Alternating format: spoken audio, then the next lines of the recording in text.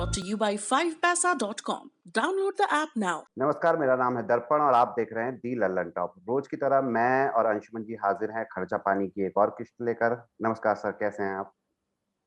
नमस्कार दर्पण, आपका स्वागत है खर्चा पानी में और सारे दर्शकों का भी स्वागत है।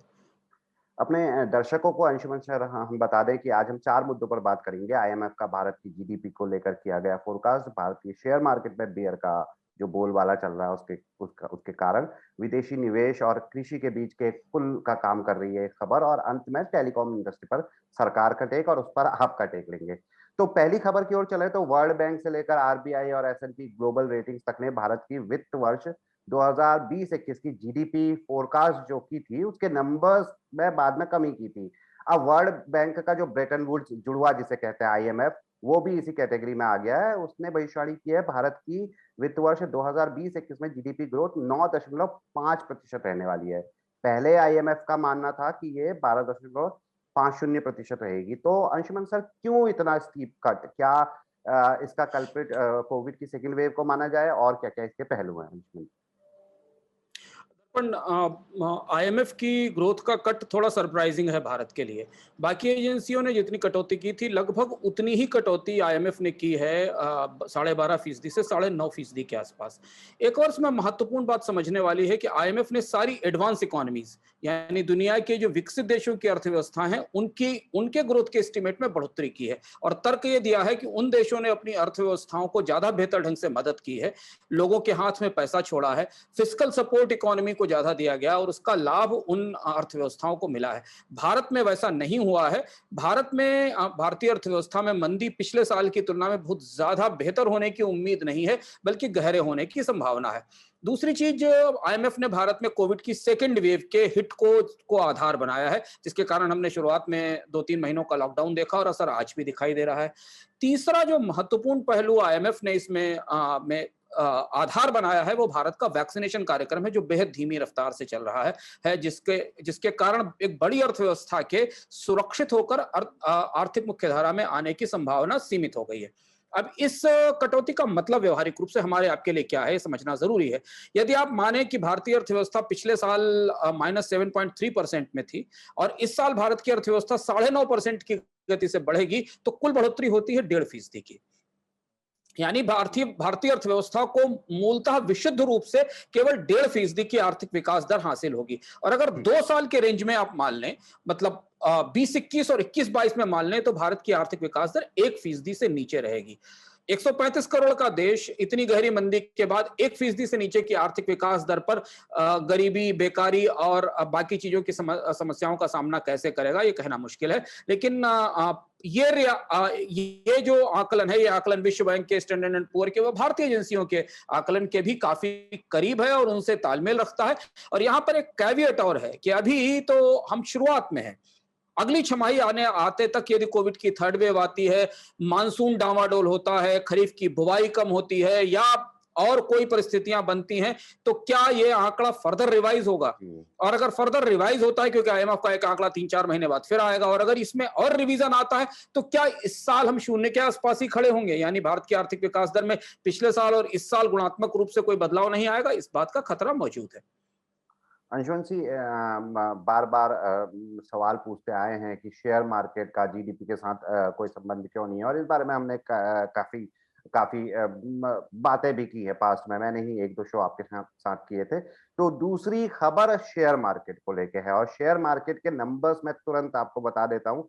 वैसे तो साइडवेज चल रहा है, काफी महीनों से साइडवेज चल रहा है, यानी कि लगभग उतना ही है, लेकिन पिछले 5 दिनों से इसमें अच्छी खासी कमी देखी गई है। अगर मैं पहले सेंसेक्स की बात करूं तो 53,000 तक पहुंच गया था, और आज एक वक्त ये 52,000 से भी नीचे आ गया था। हालांकि अभी रिकवर करके ये 0.67% यानी कि लगभग आधे प्रतिशत से ज्यादा की कमी के साथ 52,227 पे चल रहा है। यानी कि कुल मिला के शेयर मार्केट नीचे जा रहा है, और आज तो इसमें कमी बहुत स्टीप थी।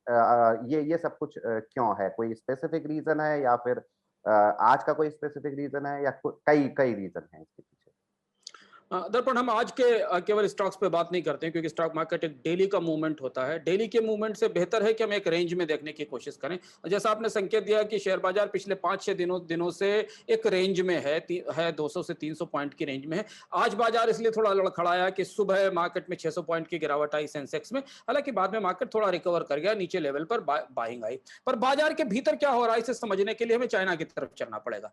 चीन में पिछले 2 दिनों में टेक्नोलॉजी स्टॉक्स के ऊपर और टेक्नोलॉजी कंपनीज पर बड़ा क्रैकडाउन हुआ है। पिछले अर्थात में हमने इस पर चर्चा भी की थी कि पूरी दुनिया में अमेरिका और चीन दोनों अर्थव्यवस्थाएं एंटी ट्रस्ट लॉ को, कंपटीशन को सुनिश्चित करने के लिए, प्राइवेसी को सुनिश्चित करने के लिए अपनी कंपनियों पर काफी सख्ती कर रही हैं। उसका असर हमें पूरी दुनिया के बाजारों पर दिखाई दिया। आज भारतीय बाजार में भी चीन में जो क्रैकडाउन हुआ उसका असर कुछ हद तक दिखाई दिया। टेक्नोलॉजी स्टॉक्स पे हिट दिखाई दिया। भारतीय शेयर बाजार में थोड़ी और अंदरूनी चुनौतियां भी हैं क्योंकि बाजार काफी हायर लेवल तक जा चुका है, तो मुनाफा वसूली स्वाभाविक है। हम इसे करेक्शन के तौर पर देख रहे हैं, वो करेक्शन इसमें आ रहा है। पर लेकिन अगर आप सेक्टर स्पेसिफिक देखने की कोशिश करें, अंदर सेक्टर्स में देखें तो सेक्टर्स की अलग अलग उद्योग क्षेत्रों की अपनी अलग अलग समस्याएं हैं और उनका रिफ्लेक्शन उसमें दिखाई दे रहा है। लेकिन फिर भी भारतीय शेयर बाजारों में भी कोई बहुत तेज या बहुत बड़े करेक्शन की गुंजाइश नहीं लगती। हाँ, चीन का क्यों अगर हम लेने की कोशिश करें तो टेक्नोलॉजी स्टॉक्स को लेकर जो भारतीय बाजार में बहस चल रही है जोमेटो के आने के बाद, जिस पर हमने चर्चा की थी अपने पिछले अर्थात के कार्यक्रम में, उस बहस में काफी सारे लोग मार्केट में इन्वॉल्व हो रहे हैं कि टेक्नोलॉजी का फ्यूचर क्या है, बिग टेक कंपनियों का फ्यूचर क्या है, शेयर बाजारों को बिग टेक कंपनियों को कैसे देखना चाहिए। चीन में जो क्रैकडाउन हुआ है वो चीन की जो सबसे बड़ी फूड डिलीवरी कंपनी है मेituan, जो कि जोमेटो जैसी ही कंपनी है, वहां पर उस पर चीन में क्रैकडाउन हुआ है। इससे पहले एंट फाइनेंशियल पर क्रैकडाउन हुआ था। तो कहीं ना कहीं टेक्नोलॉजी स्टॉक्स को लेकर और टेक कंपनियों को लेकर और जो डेटा हमारा इस्तेमाल करने वाली कंपनी है उनको लेकर दुनिया में एक माहौल बदल रहा है और उसका कुछ संकेत हमें भारतीय शेयर बाजार में भी दिखाई देता है। अंशुमन जी, जिस अर्थात के एपिसोड का आपने जिक्र किया वो हम अपने दर्शकों के लिए डिस्क्रिप्शन में डाल देंगे। साथ ही साथ जिस जोमेटो वाली खबर को हमने खर्चा पानी में भी लिया था तो वो भी हम डिस्क्रिप्शन में डाल देंगे ताकि विस्तार पूर्वक हमारे दर्शक उसको देख पाए और समझ पाए कि चल क्या रहा है इस वक्त और फ्यूचर क्या है प्रीवेसी का या फिर टेक कंपनीज का या फिर इन सब का। काफी विस्तार पूर्वक अर्थात में चर्चा की थी हमने। तीसरी खबर की ओर को चलते हैं अंशुमन जी, जो मुझे एक मतलब ये खबर जो है वो कृषि और विदेशी निवेश के बीच एक पुल की तरह यह खबर लग रही है, क्योंकि विदेशी निवेश जो है एफडीआई, जिसके बारे में हमने 2 एपिसोड पहले भी खर्चा पानी में बात की थी, लेकिन अब की बार ये स्पेसिफिकली कृषि से जुड़ा हुआ है, जो कहता है कि फूड प्रोसेसिंग सेक्टर में जो एफडीआई है वो 57% तक गिर गया है फाइनेंशियल ईयर 2021 में, और ये हो गया 393 मिलियन, यानी कि करीब करीब 40 करोड़ से भी 393 मिलियन डॉलर ये हो गया है, ये बताया जा रहा है। तो इसको कैसे देखा जा रहा है और क्या ये वाकई में कृषि के साथ इसको जोड़ के देखा जा सकता है? दर्पण, ये सरकार ने संसद को दिए गए एक जवाब में बताया कि फूड प्रोसेसिंग सेक्टर में एफडीआई में तेज गिरावट आई है। ये एक असंगति, एक विरोधाभास है, एक पैराडॉक्स है। जिस साल सरकार ने कृषि कानून लागू किए और पूरे देश को ये बताने की कोशिश की कि भारतीय कृषि अर्थव्यवस्था में निजी कंपनियां निवेश करने को तैयार हैं, अगर किसानों की फसल मंडियों से निकलकर फैक्ट्रियों में जाएगी और फूड प्रोसेसिंग होगी तो उससे किसानों को बेहतर फायदा मिलेगा, उसी साल भारतीय एग्रीकल्चर से फूड प्रोसेसिंग सेक्टर में निवेश में करीब करीब 57 से 58% की गिरावट आई। भारत के फूड प्रोसेसिंग सेक्टर में 100% एफडीआई की इजाजत है, यानी कोई कंपनियां 100% सब विदेशी कंपनी पूरा निवेश लेकर, कंट्रोल लेकर अपनी कंपनी भारत में लगा सकती है। ये उस क्लेम का या उस दावे का या उस रिफॉर्म का बिल्कुल उल्टा है जो हमें कृषि कानूनों के साथ बताया जा रहा था कि भारत में अगर कृषि कानून उदार हुए, किसानों को मंडी से सामान बाहर बेचने की छूट मिली तो उसका फायदा फूड प्रोसेसिंग सेक्टर को होगा। यहां हम फिर एक चीज की तरफ रेफर करना चाहेंगे कि जब हम कृषि कानून पर बहस कर रहे थे तो हमने अर्थात के एपिसोड में कहा था कि भारतीय खेती को सिर्फ फूड प्रोसेसिंग बचा सकती है, और फूड प्रोसेसिंग सेक्टर में भारत में निवेश लगातार घट रहा है। भारत में कंपनियां फूड प्रोसेसिंग यूनिट लगाने में इंटरेस्टेड नहीं है। भारत के फूड पार्क्स बंद पड़े हुए हैं, बनी नहीं पाए हैं। पिछले 10 साल से फूड पार्क्स पे काम चल रहा है, पर 5-6 फूड पार्क्स काम कर रहे हैं। फूड प्रोसेसिंग सेक्टर के जरिए ही आप कृषि क्षेत्र के उत्पादों का वैल्यू एडिशन कर सकते हैं। यदि आप गेहूं से बिस्किट और 3-4 और 5 अलग तरीके के स्नैक्स नहीं बनाएंगे तो वो जो वैल्यू एडिशन है वो नहीं होगा। और उस वैल्यू एडिशन करने के लिए आपको कंज्यूमर चाहिए बाजार में जो उन्हें उन प्रोसेस्ड फूड को खा सके। तो भारत के अधिकांश कंज्यूमर तो कच्चा खाना खाते हैं, सादा खाना, गेहूं खरीद कर आटा पिसाते हैं। ब्रेड खाने वाले कंज्यूमर और उससे और ज्यादा महंगी ब्रेड खाने वाले और मल्टीग्रेन ब्रेड खाने वाले कंज्यूमर्स तो बहुत छोटे हैं। तो ये जो फूड प्रोसेसिंग सेक्टर है, जो सबसे इंपॉर्टेंट पिलर है भारत के एग्रीकल्चर रिफॉर्म का, वहां पर या कृषियों या किसानों की कीमत की आय बढ़ाने के उद्देश्य से वहां हमें रिफॉर्म्स का कोई असर नहीं दिखाई दे रहा है। क्या वजह है कि भारत में इतनी बड़ी आबादी है, खाने का इतना बड़ा बाजार है, भारत में इतना बड़ा रिटेल मार्केट है, फिर भी भारत का खाद्य प्रसंस्करण उद्योग कहीं से भी दुनिया के किसी भी छोटे बड़े देश की तुलना में भी नहीं, भारत अपने टोटल फूड प्रोडक्शन का बहुत ही छोटा हिस्सा, 10% से कम हिस्सा प्रोसेस कर पाता है, जिसको एक्चुअल प्रोसेसिंग में डाला जा सकता है। यह समझना जरूरी है कि सरकार के कानून और उद्योग की असलियत दोनों में कितना बड़ा फर्क है, और उस दृष्टि से यह आंकड़ा जिसका आपने जिक्र किया फूड प्रोसेसिंग इंडस्ट्री का वो आंकड़ा हमें चौंकाता भी है और ये बताता भी है कि कहीं ना कहीं कुछ तालमेल नहीं है वास्तविकताओं में। सरकार जैसे सोच रही है, उद्योग और बाजार शायद वैसे नहीं सोच रहा है। और अगर आप इसे 2-3 और फैसलों की कड़ी में देखें जिन पर हम लगातार चर्चा करते आए कि आप कोयला सेक्टर का प्राइवेटाइजेशन करते हैं, माइंस खोलते हैं तो कंपनियां माइन लेने नहीं आती, आप प्राइवेट ट्रेनें चलाने की कोशिश करते हैं तो कंपनियां प्राइवेट ट्रेनें चलाने नहीं आती, आप 100% एफडीआई देते हैं फूड प्रोसेसिंग सेक्टर में, किसानों का गुस्सा या नाराजगी लेकर भी आप कानून बदलते हैं ताकि उद्योगों को खेती के कारोबार में सीधे प्रवेश का मौका मिले, लेकिन फिर भी उद्योग फूड प्रोसेसिंग सेक्टर में इन्वेस्ट करने नहीं आते। ये जो असंगति है, जो विरोधाभास है, उसे ये सूचना या ये खबर जो संसद में सरकार ने बताया वो ये उसकी तरफ इशारा करती है। अंशुमन जी, फूड प्रोसेसिंग को लेकर जैसे आपने वैल्यू एडिशन वाली बात की, और एक और बात भी है जो मैं एक किताब पढ़ा था उससे पता चला कि जैसे ना आपका भंडारण में भी इससे काफी आसानी रहती है। जैसे एक एपिसोड में आप ही ने कहा था कि काफी जो ग्रेन है हमारा, जो उत्पादन पर्याप्त कर रहे हैं हम, लेकिन भंडारण की दिक्कतों की वजह से वो या तो महंगा हो जाता है या सब तक पहुंच नहीं पाता है। तो ये भी एक फैक्टर है। चौथी खबर की ओर को चले अंशुमन जी, तो खर्चा पानी में हम टेलीकॉम सेक्टर को काफी कवर करते हैं। ऐसा नहीं कि टेलीकॉम सेक्टर का से हमें बहुत ज्यादा प्रेम है, बस ये है कि वो खबरों में बनी रहती हैं। तो जैसे पिछली बार हमने इसको कवर किया था टेलीकॉम सेक्टर को, कि जो वहां से खबर आई थी कि इनको पूरा अपना एजीआर पे करना पड़ेगा, या वोडाफोन की क्या स्थिति रहेगी। अभी इसमें गवर्नमेंट क्या कुछ टेक आया है, क्या कुछ रिलीफ आया है, या क्या खबर है जो हमें मिली है सरकार का? दर्पण, ये इस शो की आखिरी खबर है, और टेलीकॉम सेक्टर भारत की अर्थव्यवस्था की रीढ़ है और उस पर लगातार चर्चा होती रहनी चाहिए उसका, क्योंकि भारतीय अर्थव्यवस्था में टेलीकॉम सेक्टर ने सबसे ज्यादा जॉब्स दिए हैं, सबसे ज्यादा लोगों को सुविधाएं दी हैं, लोगों के कारोबार में प्रोडक्टिविटी बढ़ाई है।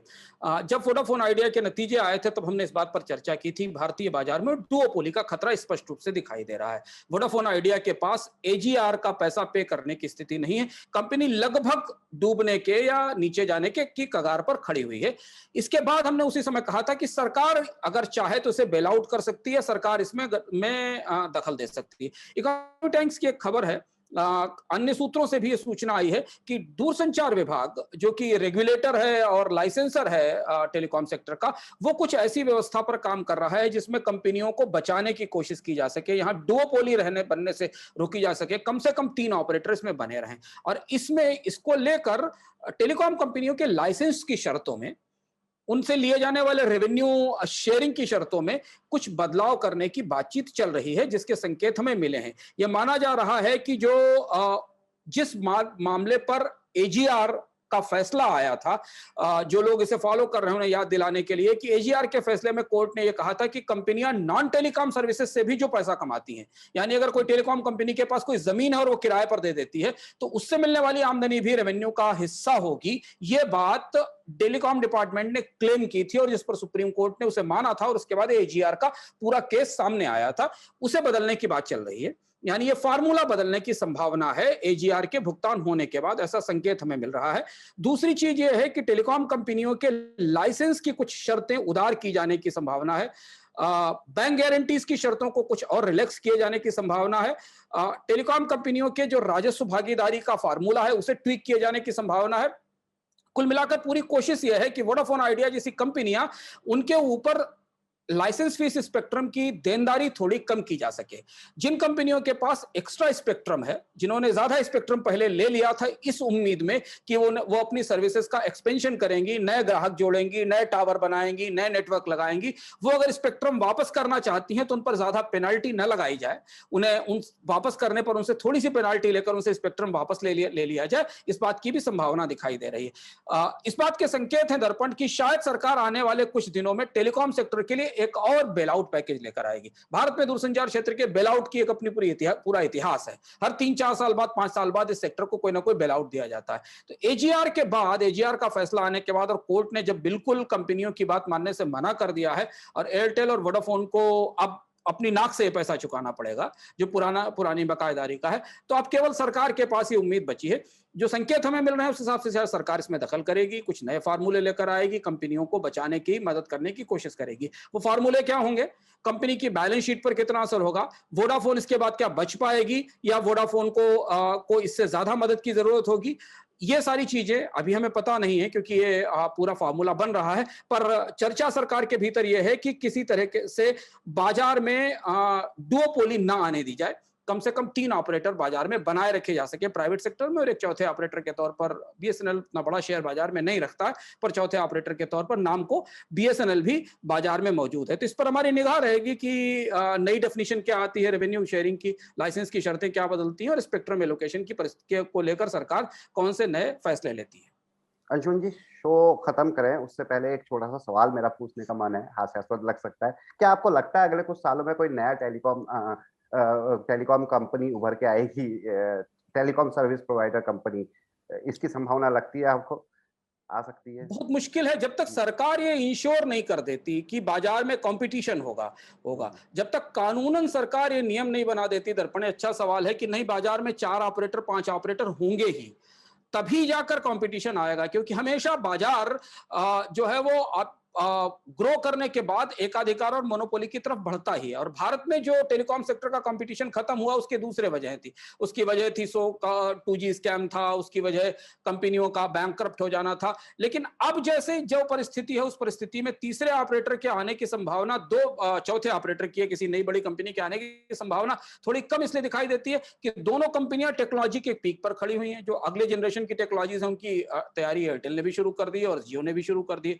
मार्केट का बड़ा हिस्सा कैप्चर कर लिया है। भारत में अगर बहुत दूसरी चीज है कि भारत में टेली डेंसिटी आमतौर पर 100% हो गई है, अधिकांश लोगों के पास फोन पहुंच ही गया है, मोबाइल या किसी तरीके से। तो अब जो अगले लेवल के टेलीकॉम सेक्टर की ग्रोथ है, उस ग्रोथ में हमें लोगों की खपत बढ़ानी पड़ेगी, लोगों का डेटा कंजम्पशन बढ़ाना पड़ेगा, लोगों को बड़े पैमाने पर और ज्यादा फोन इस्तेमाल करने के लिए प्रेरित करना पड़ेगा, जिसके लिए उनके पास जेब में पैसे होने चाहिए। तो जब तक सरकार ये तय ना कर दे कि बाजार में इतने ऑपरेटर्स की संख्या होनी ही चाहिए, तब तक मुझे नहीं लगता है कि नई कंपनियों के आने की कोई गुंजाइश बनती दिखाई देती। और जब एक बार कंपनियां बाजार में एकाधिकार ले लेती हैं, डुओपोली ले लेती हैं, तो बहुत मुश्किल से किसी नए ऑपरेटर को आने देती हैं। ये कॉर्पोरेट बाजार का क्रूअल इतिहास है कि जिसके पास बाजार आ जाता है फिर उसे वो छोड़ता नहीं। तो अंशुमन जी, कॉर्पोरेट बाजार का जो क्रूअल इतिहास है, जो हम पहले भी इस बारे में बात करते रहते हैं, इस इतिहास को याद करने के साथ साथ हम आज का शो यहीं पर समाप्त करते हैं। दर्शकों से हमेशा की तरह पूछना चाहेंगे कि आपको शो कैसा लगा, ऑल इन ऑल आपको ये सीरीज कैसी लगती है, इस बारे में आप टिप्पणी में जरूर अपनी राय दीजिएगा। शुक्रिया आप सबका, शुक्रिया अंशुमन जी। धन्यवाद।